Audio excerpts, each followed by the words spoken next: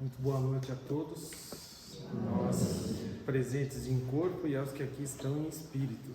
Que a paz do Divino Mestre Jesus, nesses instantes, possa se fazer presente em nossos corações, nos dando a serenidade de falar.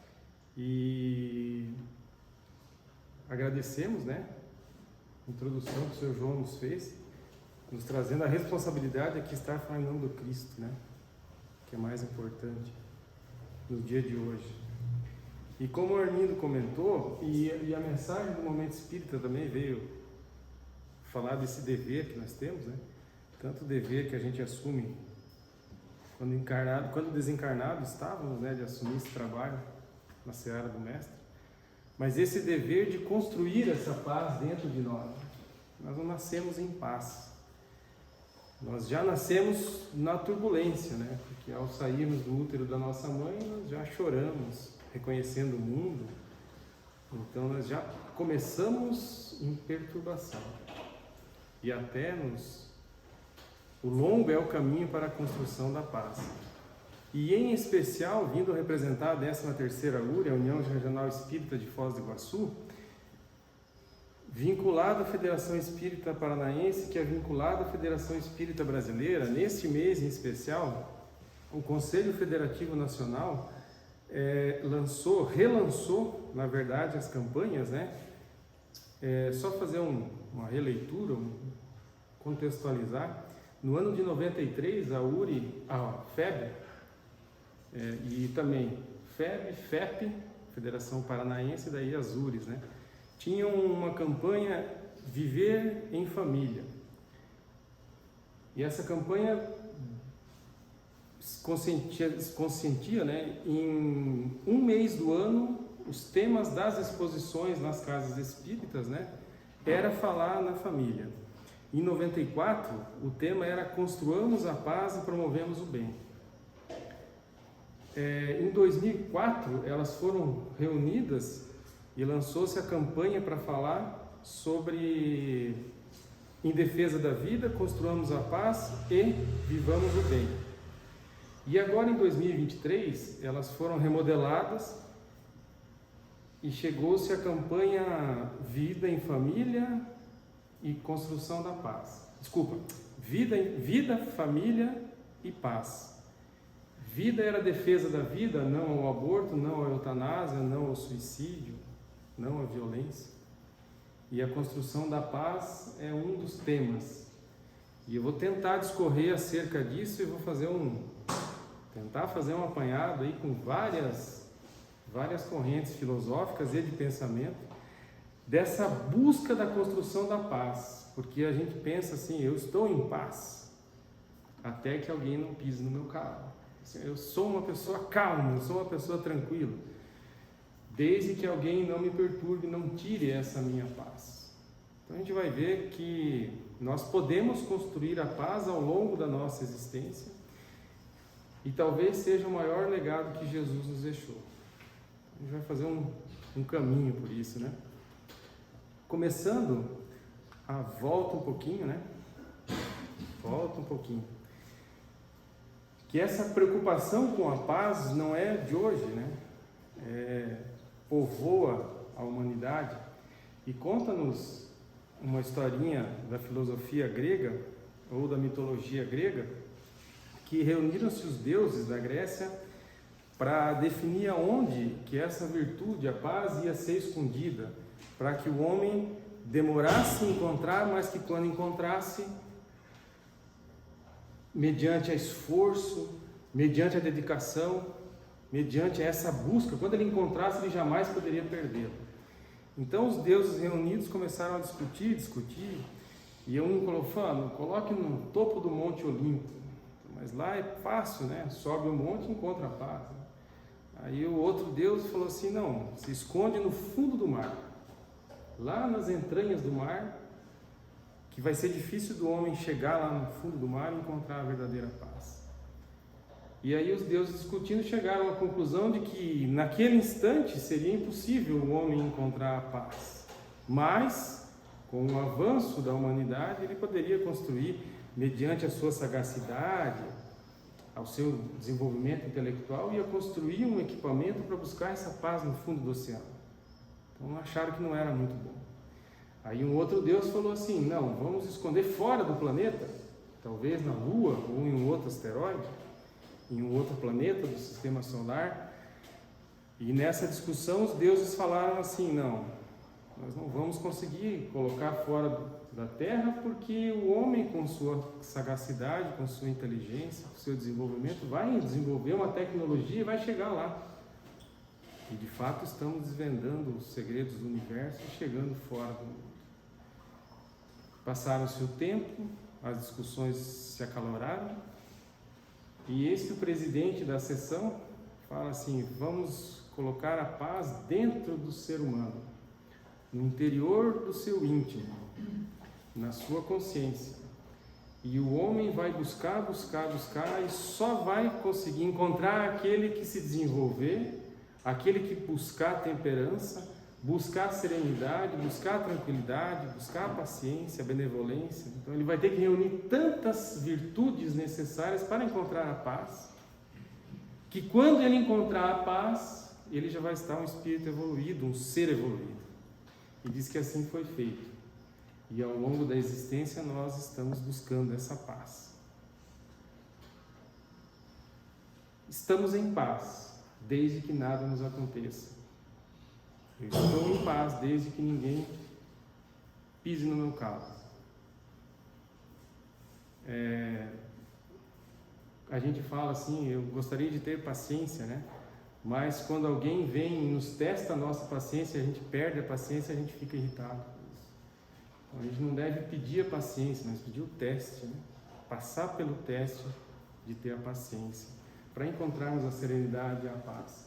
E nesse sentido, passa esse homem pela terra, Mahatma Gandhi, e indagado certa ocasião, né, por um jornalista, mestre, qual é o caminho para a paz?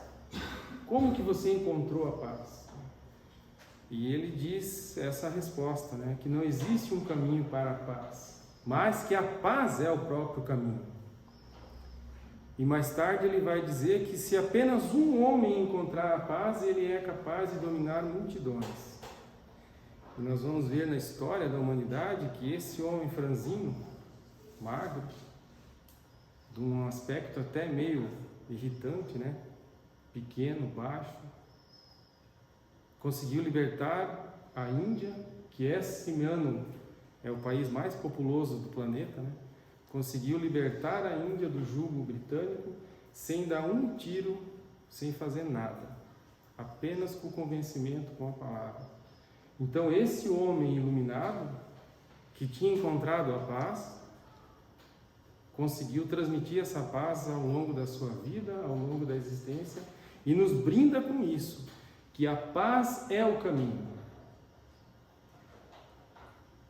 E para nós construirmos a paz, é necessário que a gente desenvolva algumas características que eu vou tentar hoje discorrer de uma forma bem singela. Mas para fazer isso, né, eu vou exemplificar também do momento espírita um texto para a gente ver que essa paz que a gente tanto almeja, que a gente tanto procura, talvez esteja muito próximo de nós. Foi feito, conta no texto do momento espírita, que foi feito um concurso para representar a paz através de uma pintura, né? Então, o primeiro, aí diversos foram aqueles que se inscreveram para esse concurso, né? E o primeiro vem e apresenta um quadro de uma paisagem bucólica, né? Um céu bonito, com uma campina cheio de flores, com borboletas. O segundo colocado representou a paz por um céu todo de nuvens brancas, com pássaros voando. E o terceiro, que todo mundo estranhou, era um rochedo onde descia uma cachoeira e esbravejava o mar no sopé desse rochedo em meio a uma tempestade. E as pessoas ficaram curiosas já de cara, por que estão quadros tão bonitos como os outros anteriores, né? Por que quadros tão bonitos era um contraste ver esse quadro tão horrível, tão feio? E os jurados se reuniram e chegam ao veredito e escolhem o terceiro quadro como o quadro que representava melhor a paz.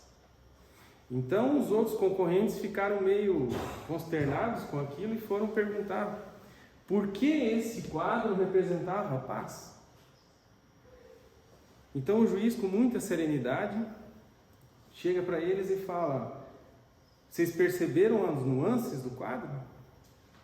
Vocês perceberam que no meio do quadro havia um ninho de pássaros?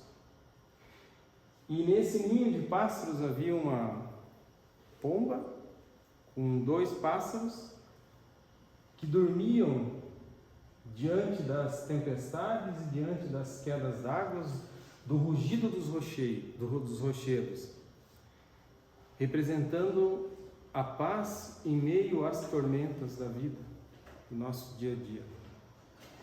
Então os pintores ficaram mais aliviados, e ele diz, e o juiz diz assim: a verdadeira paz é aquela que, mesmo nos momentos mais difíceis, nos permite repousar tranquilos.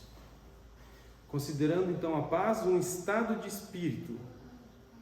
E nós podemos concluir então que a nossa consciência tranquila é o resultado da paz.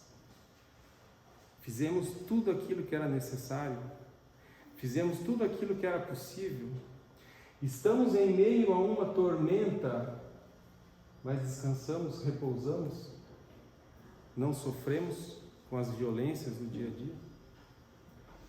Se nós conseguirmos transformar as turbulências do dia a dia, nos dando o refúgio, o aconchego, talvez o carinho de uma mãe, encontramos a paz. E Jesus, no Evangelho de João, capítulo 10, versículo 10, diz assim: que eu vim para que tenham, vocês, nós, como o seu João acabou de comentar, né, tenham vida em abundância. E é dentro do Evangelho de Jesus que nós vamos encontrar as respostas para essa paz. Porque ele nos disse em João 14, 27, deixo-vos a paz, a minha paz vos dou. Eu não vos dou a paz que o mundo vos dá.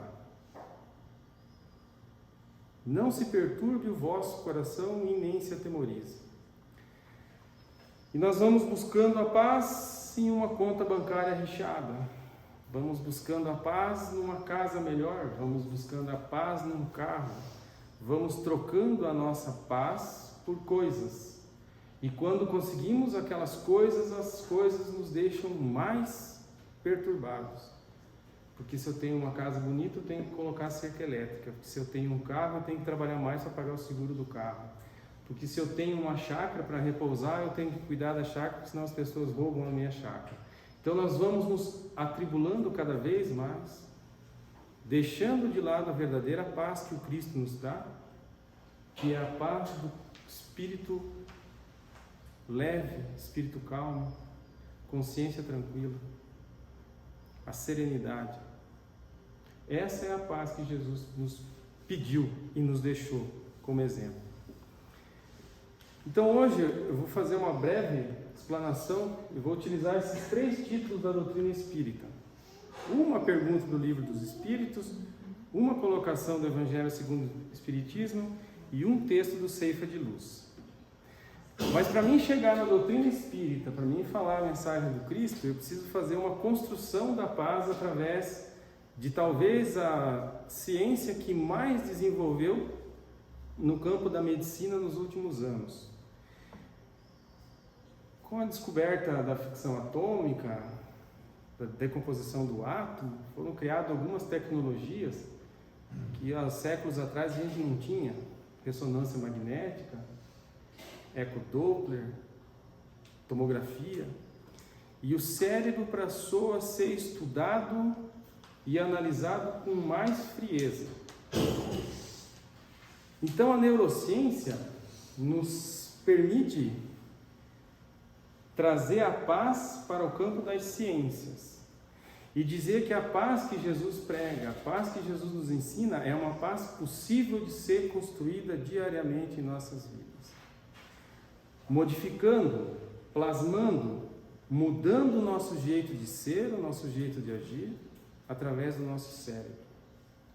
O cérebro físico, que responde a um estímulo do nosso espírito, e o nosso espírito molda o nosso cérebro, fazendo com que nós construamos a verdadeira paz em nossos corações, imprimindo no nosso espírito essa paz para levarmos aonde estivermos, enquanto encarnados e depois na hora que desencarnarmos.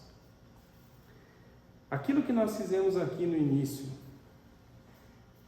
essa música calma, essas palavras de aconchego, essa forma de cumprimento, dar a mão, um abraço, dentro de nós vai diminuindo a nossa tensão.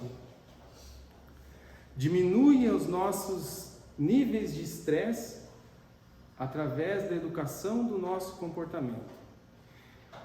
Esse acolhimento que a gente tem quando chega na casa espírita, ou quando a gente acorda de manhã cedo e eleva o pensamento a Deus através da prece, faz com que nós abramos um caminho de comunicação, atenuando as nossas deficiências, as nossas dificuldades, diminuindo a nossa ansiedade, fazendo com que os nossos neurônios, os nossos neurotransmissores se ativem. E quando a gente dá a mão, estende a mão para alguém, nós entramos no campo visual daquela pessoa, nós sentimos a energia daquela pessoa, que por vezes é ruim, mas que a hora que a gente toca, talvez ela possa melhorar. Nós vamos modificando o nosso cérebro. Quando nós aumentamos o nível de humor, nós conseguimos aumentar a nossa sensibilidade. Pessoas que têm depressão, pessoas que têm um estado de espírito deprimido, normalmente são pessoas mais insensíveis com a dor alheia. O contrário é verdadeiro. Pessoas que têm um humor mais aguçado, que sentem bem a vida, eles aumentam o nível de serotonina, aumentando assim a acuidade sensorial, os sentimentos, e chega ao ponto de aumentar as percepções, os sentimentos, e nós vamos percebendo aquelas pessoas que precisam de ajuda e estão ao nosso lado. Mas aquela pessoa não leva nada a sério, ele está sempre rindo. Talvez essa é a forma dele entrar em contato visual com aquelas pessoas, sentir a dor daquelas pessoas e entrar em sintonia com aquelas pessoas. E em especial, quando nós aprendemos a ouvir e a falar com as pessoas, nós vamos melhorando a nossa atividade cerebral. E o mundo não nos oferece isso. Talvez, eu não sou muito ligado à tecnologia, assim, em especial ao WhatsApp, essas coisas, mas eu sei que ali no WhatsApp tem uma ferramenta que quando você recebe uma mensagem que você está com pouco tempo, você acelera a voz da pessoa para falar mais rápido. A vida nos propicia essas, entre aspas, comodidades, porque eu estou com pouco tempo de ouvir o que aquela pessoa quer falar. Mas quando nós aprendemos a ouvir, a calar e a ouvir, a sentir, saber esperar o momento de falar, saber ouvir o que a pessoa tem para nos falar, isso nos faz com que aumentamos a nossa concentração, nós conseguimos antever ou até prever algumas situações, e quando a gente presta atenção, a gente começa a adivinhar as coisas. E quer ver como é interessante, todo mundo passou por isso? Quando a gente está vendo um filme, e esse filme nos interessa, e nada mais acontece do lado, e a gente está com a atenção focada naquele filme, muitas vezes no filme a gente já vai começando a perceber o que vai acontecer no filme, e a gente vai adivinhando. Quando uma pessoa quer falar com a gente e a gente presta atenção na história que aquela pessoa está falando, muitas vezes antes dela falar, a gente já sabe o que ela vai pensar, o que ela está pensando em dizer. É o nosso cérebro trabalhando para nos tornar uma pessoa melhor. Antevemos, a neurociência diz que nós podemos antever em até 1 ou 2 segundos o que a pessoa vai falar. Então, não é que a pessoa adivinha, você está tão focado na história que a pessoa, você está tão em sintonia com aquela pessoa, que a tua sensibilidade vai melhorando. E melhorando a sensibilidade, vai fazer um negócio muito interessante. Vai nos dar uma característica que é de atenção plena às pessoas. E vai fazer com que atue em uma área chamada giro cingulado anterior, bem atrás da nossa cabeça. E ele é responsável, interessante que ele é responsável pela característica da empatia. Então, quando a gente aprende a ouvir as pessoas, nós vamos estimulando essa região do cérebro. O superior está meio esquisitão aqui, está preto, mas não é preto, né? Essa parte aqui do cérebro. E ele é o responsável também pela empatia. Então, pessoas que conseguem ouvir os outros, dar atenção aos outros, conseguem desenvolver o sentimento da empatia. E a empatia é a capacidade psicológica de sentir o que sentiria uma outra pessoa, caso ele estivesse na mesma situação vivenciada por ela. Nós vamos sentir as dores da pessoa? Não. Nós vamos nos colocar na situação daquela pessoa. Não vou sentir o que a pessoa está sentindo. Não vou sentir a dor física, mas posso sentir a dor moral, a dor psicológica. Me colocar no lugar dela. Poxa vida. Por que ela está fazendo isso? Então, todas as vezes que eu presto atenção, eu vou modificando o meu cérebro e vou construindo essas conexões neuronais e vou buscando a paz. Porque uma pessoa que tem empatia para com o outro, ele busca a paz. Mais do que isso, vai desenvolver essa partezinha do cérebro aqui, que é onde, perdão, eu falei lá, não, é aqui que a empatia, é aqui que a empatia se desenvolve. Isso através de estudos, né? Você faz a ressonância da pessoa e peça a uma pessoa sofrendo, e a pessoa que tem empatia, essa parte do cérebro que acusa na ressonância. Adiante. A atenção plena diminui a atividade do córtex parietal posterior, essa parte do cérebro. E o que é essa parte posterior do cérebro? É a parte que nos liga a fazer 1732 coisas ao mesmo tempo. É a parte que nos deixa estressado. Quanto mais você desenvolve o estresse, mais você afeta essa parte do teu cérebro. Quanto mais coisas você faz ao mesmo tempo, quanto mais estressado você está, mais você vai desenvolver essa parte do seu cérebro. As conexões neuronais. Menos você vai ligar para as coisas dos outros, porque você vê tudo ao mesmo tempo e não vê nada. Você quer fazer 1732 coisas e não faz nenhuma. E o filho quer conversar com você e você não conversa, porque você está mexendo no celular. A televisão está ligada. O vizinho está batendo roupa no lado da tua casa e você está prestando atenção nele e está bravo com ele. Hoje a gente passou por uma situação dessa em casa, o pessoal largando foguetão, devia ter alguém que estava comemorando, né? Mas o pessoal largando foguetão, e a gente fala, poxa, mas por que estão largando tanto foguetão? Então nós nos preocupamos com um monte de coisa e não nos preocupamos com o que é importante às vezes. Então, quanto mais ativa é essa atividade cerebral no córtex parietal posterior, mais estressado eu estou. Repetindo isso todos os dias, nós vamos cada vez mais nos tornando estressados e cada vez mais nós vamos retroalimentando isso. E a busca da paz se perde. Ao invés de nós alimentarmos a nossa empatia, aqui embaixo nós vamos alimentando a parte superior do cérebro. Nosso cérebro é considerado plástico pela neurociência. ele é modulado, ele é modulável pelo meio onde nós vivemos, pelas influências em que vivemos, pelas situações, pelas experiências que nós vivenciamos. As atitudes que nos cercam, aquilo que nós vemos na televisão, o que ouvimos no celular, a música que ouvimos, ou a não música que ouvimos, né? Que é difícil a gente ouvir música, pelos estímulos que nós cultivamos. Quando nós modulamos o nosso comportamento, nós vamos modificando a nossa cultura, a nossa forma de viver a vida. Então, quanto mais estressado, quanto mais irritado, mais eu estou modificando, eu estou plasmando o meu cérebro. E aí a neurociência diz assim, que nós diminuindo o nível de estresse, diminuindo a produção de cortisona. A cortisona, se a gente toma ela, diminui a inflamação, mas se o nosso cérebro produz, ela ataca, nós nos tornamos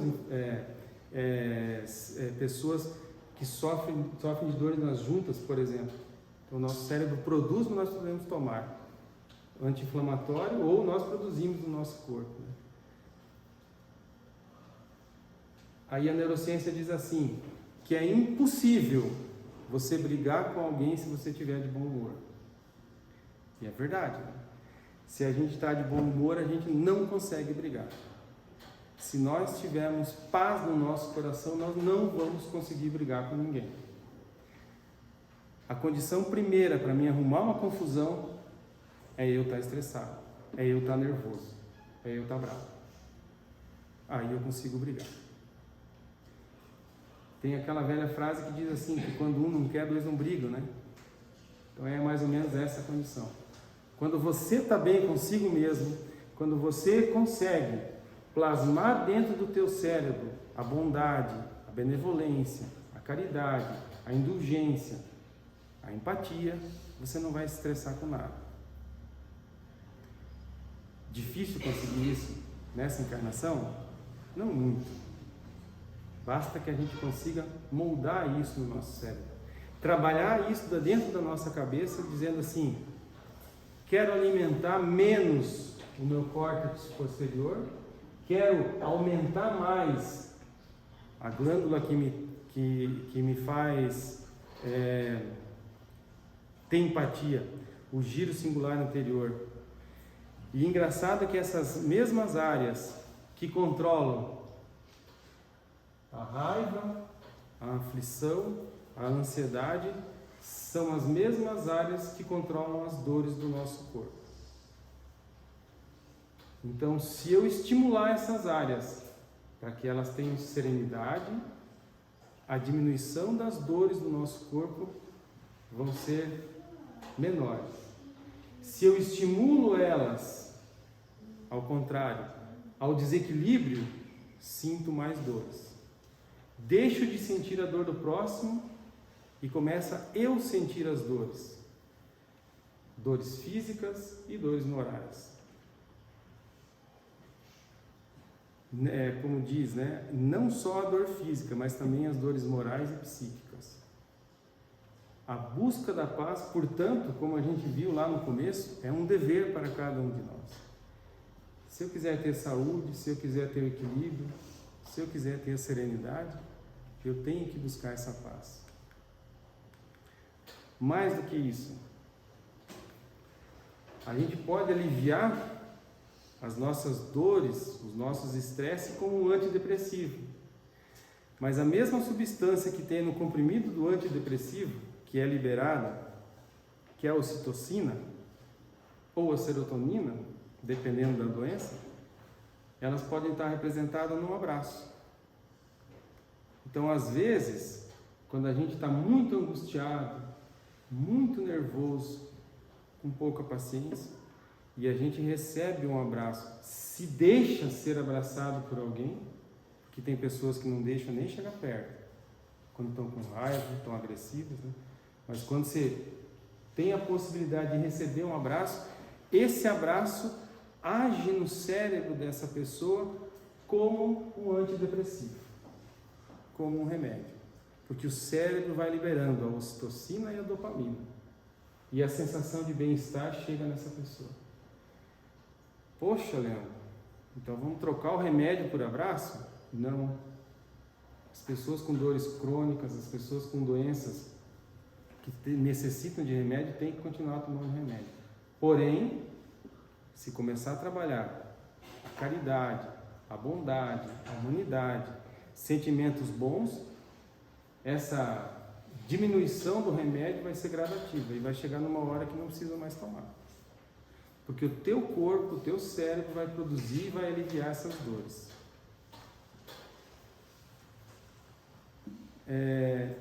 Só fazer um parênteses, né? Nós conhecemos algumas pessoas que têm essa síndrome de dor crônica, essa dor que não passa, que não sabe de onde vem. E normalmente essas pessoas não têm bom humor. Então, quem tem dor crônica não tem bom humor. Por quê? Porque a dor afeta essa parte do cérebro que diminui a produção desses neurotransmissores. As relações afetivas que nós temos, elas vão atingir a área 45 do nosso cérebro. E a área 45 do nosso cérebro, ela é atingida também pela ocitocina ou pela serotonina, mas por um elogio, por um diálogo com respeito, com atenção, com empatia, com amor, há também essa produção, esse estímulo na área 45 do nosso cérebro.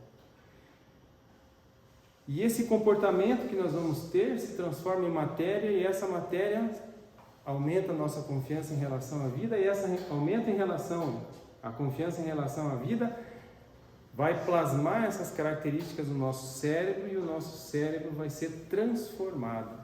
E nós vamos nesse caminho construindo a nossa paz, buscando essa paz e encontrando a nossa paz dentro dessa glândula chamada ínsula, que está lá no lobo cerebral.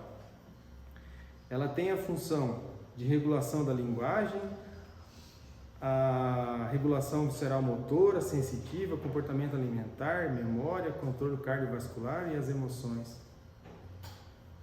Porém, ela também, quando se desequilibra, pode causar esquizofrenia, mal de Parkinson, Alzheimer.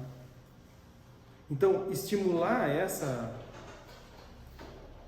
a ínsula e a região atrás dos nossos olhos, nós vamos talvez evitar lá no futuro, na nossa velhice, a demência, o mal de Alzheimer, ou mal de Parkinson. Lidar com nossas emoções fortalecem essa ínsula e essa região frontal atrás dos nossos olhos. Fortalecendo essas regiões, nós vamos moldar os nossos sentimentos. Nós vamos aprender a ter empatia, nós vamos lidar com o nosso sentimento e com o sentimento dos outros. E nós vamos lembrar da máxima de Jesus, que aquilo que eu não quero para mim, eu não faço para o próximo. Se todas as vezes que nós tivermos um problema, nós colocarmos o Evangelho de Jesus à frente e falar assim: o que Jesus faria no meu lugar? Será que Ele iria dar essa resposta que eu dei? Será que eu não posso me transformar dia a dia, dia após dia, mudar os meus sentimentos através das emoções, das experiências? Construir a verdadeira paz? Plasmar isso no meu cérebro, essa paz? Diante dos nossos olhos, e passa todos os dias e a gente acaba não percebendo isso. Essa construção da paz. No capítulo 9 do livro do Evangelho segundo o Espiritismo, nós vamos ter duas passagens muito interessantes nas bem-aventuranças de Jesus. Bem-aventurados os que são brandos, porque possuirão a terra. Bem-aventurados os pacíficos, pois serão chamados filhos de Deus. E olha que interessante a colocação de Allan Kardec. Por essas máximas, Jesus faz da brandura, da moderação, da mansuetude, da afabilidade, da paciência, uma lei. Para a gente chegar nessas características, nós vamos ter a empatia, serenidade, pacificação. Aquelas mesmos sentimentos que os gregos queriam que a gente desenvolvesse no nosso coração, 2000 anos antes de Jesus. Quer dizer, a busca pela paz passa por conhecer o nosso sentimento, passa por conhecer como isso funciona no nosso cérebro e termina no Evangelho de Jesus, porque Jesus nos ensinou isso. Se a gente tiver curiosidade depois, eu sempre deixo uma lição de casa, para quem tiver curiosidade, a instrução dos Espíritos, o item 6, 7, 8 e 9, Lázaro vai falar sobre a afabilidade e a doçura, o Espírito Amigo vai falar sobre a paciência, Lázaro volta a falar sobre a obediência e a resignação, e no item 9, a cólera, um espírito protetor e Hahnemann. Então, se a gente pegar o livro do Evangelho segundo o Espiritismo e verificar essas 4 passagens aí, 4 instruções dos Espíritos, a gente vai ver que a construção da paz, que a neurociência explica 180, 150 anos depois do livro do Evangelho, eles já falavam lá atrás. Que tudo isso passa pela construção da paz no nosso cérebro, na nossa cabeça.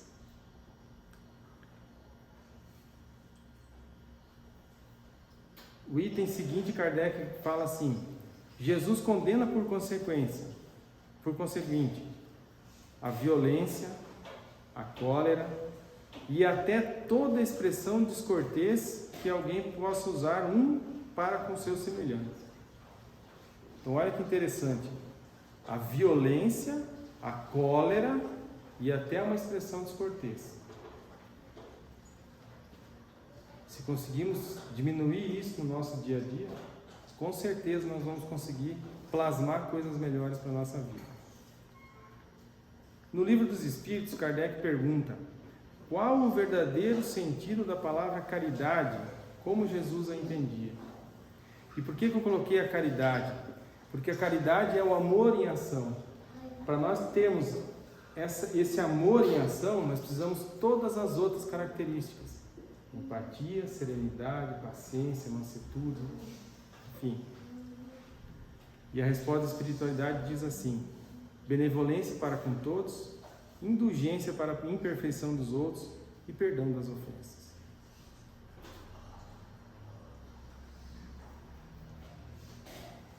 Quem tiver isso, conseguir desenvolver isso, com certeza terá paz, porque nada vai afetar. Você está na fila do banco com uma conta para pagar, dinheiro contado, final do mês, e uma pessoa vem e fura a fila do banco. Você fica estressado. Você está na fila do banco, no final do mês, esperando um lugar para receber um prêmio da loteria que você ganhou 2 milhões de reais. Você deixa a cidade inteira passar na tua frente.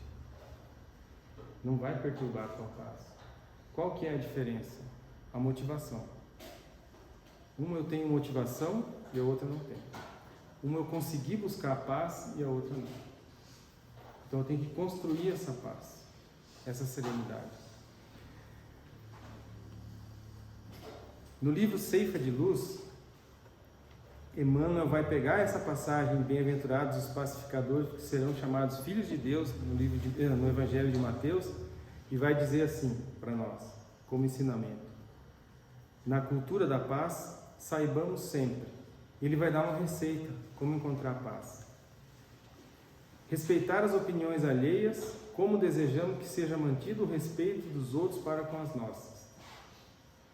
Difícil respeitar, mas eu gosto sempre que na minha opinião, seja respeitado.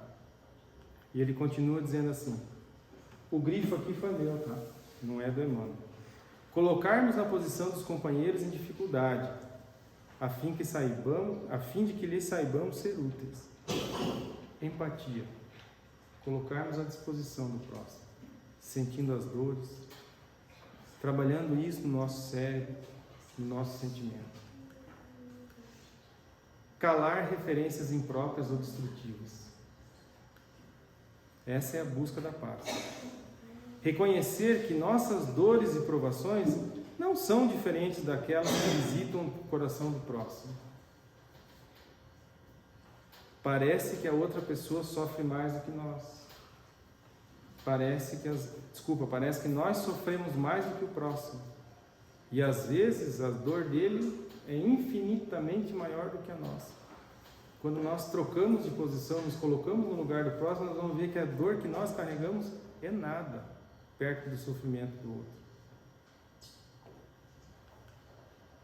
Consagrarmos ao cumprimento das próprias obrigações, do dever, como a gente ouviu agora na mensagem, né, que é um dever nosso. O que são as nossas próprias obrigações? Talvez cuidar da nossa família nessa encarnação, ouvir as pessoas, sentir o que as pessoas sentem, experienciar aquilo que as pessoas precisam passar junto conosco. E às vezes a gente foge, a gente deixa de atender essa necessidade. Fazer de cada ocasião a melhor oportunidade de cooperar em benefício dos semelhantes. E aonde que está essa oportunidade? Se nós vemos o Evangelho de Jesus, Jesus não esperava um momento para dar uma lição para alguém. Ele estava passando na rua, a mulher toca o manto dele e ele dá uma lição. É trazida uma mulher adúltera, ele dá a lição. No sábado ele está curando, ele dá uma lição. Descendo no monte junto com os apóstolos, ele expulsa os demônios, dá uma lição aos apóstolos. Todo momento é um momento. Eu não sei que hora que eu vou embora dessa encarnação, se é daqui a meia hora, daqui a 5 anos. Então aproveitar as oportunidades. Melhorarmos através do trabalho e do estudo, seja onde for. Melhorar no sentido até de buscar trabalhar isso no nosso cérebro, cultivar bons pensamentos, melhorar a empatia, saber ouvir, saber esperar o momento de falar,